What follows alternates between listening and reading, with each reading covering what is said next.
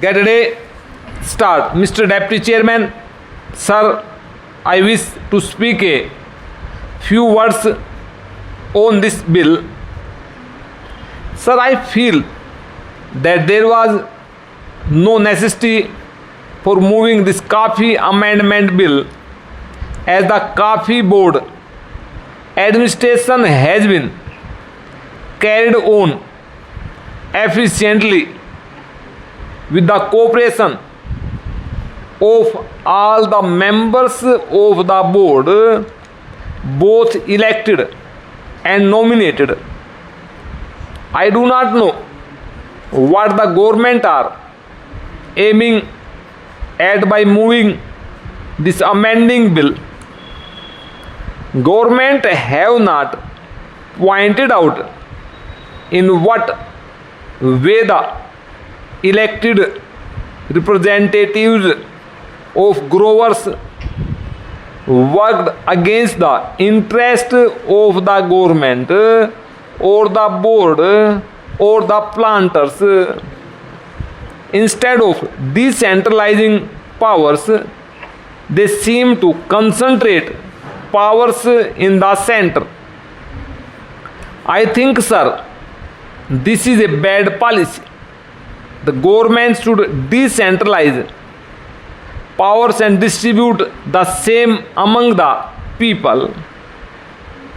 Sir, I know that the nominations representing several interests such as labor, consumers, trade, etc.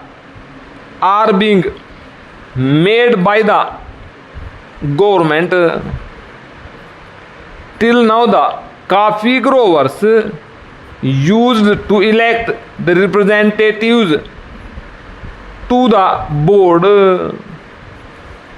They had the right of franchise and used to elect representatives in whom they had confidence. But this bill contemplates to deprive the planting community even of their elementary right of electing the representatives. What is the subject and background of this amendment? I want to ask. The Honourable Minister was pleased to say that this board is on the analogy of the tea board and all that. There are three boards now: the coffee board, the rubber board, and the tea board. The functions of this board are different from the functions of the other two boards. You cannot place the functions of the coffee board on an equal footing with those of the tea board or the rubber board. The same rules as can be applied to the rubber board cannot be applied to the coffee board. Sir, the coffee industry is now facing a great crisis. The prices of coffee, both in the internal as well as in the external markets, are going down from year to year, and the cost of production is on the increase. The cost of manure and estate implements has gone up beyond limit. The increased labor wages, introduction of provident fund and bonus, and several other provisions of the Labour Act are standing in the way of development and progress of the coffee industry. Sir, our coffee production is not much, and we are not able to cope with the foreign competition. Para Sir, with a view to earning more and more foreign exchange, our government are exporting more and more coffee. With that object in view, they have closed almost all coffee houses in India. Now we have neither the home nor the external market for our coffee. The prices obtaining in the external market are lower than the prices obtaining in India. This is the situation. In this connection, I should like to say that the Coffee Board marketing policy is not sound and is not appreciated, and the board requires efficient elected representatives of coffee growers to give sound advice and chalk out sound policy to help this industry. Till now, from top to bottom, all are being nominated except representatives of growers.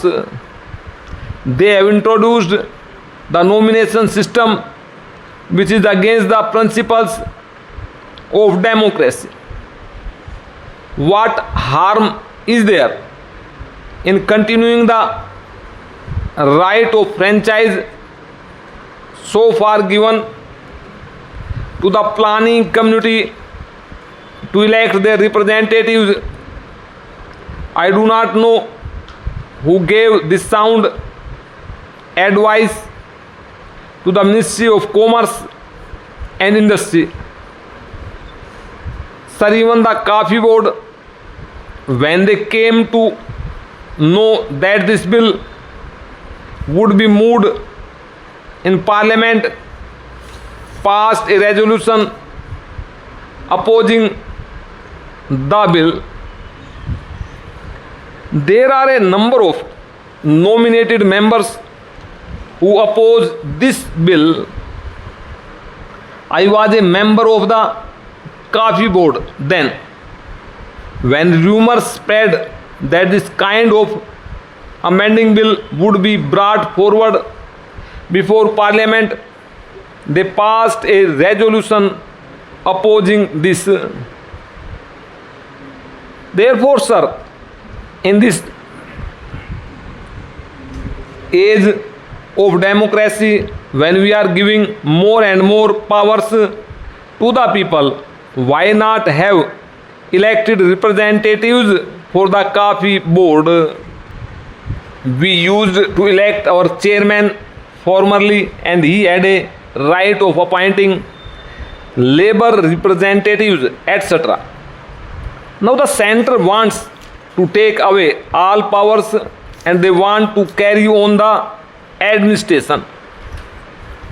Should they not like to get the cooperation of the planters, growers, consumers, traders and others? Why should they have the nomination system?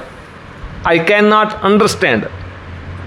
I request the Honourable Minister to consider this case and see to it that the system of election of the representatives of big growers is retained and the planning community is not deprived of the right of franchise which they have exercised so far. Till now, the administration has been carried on very smoothly. It was going on very efficiently. The present chairman is a nice gentleman.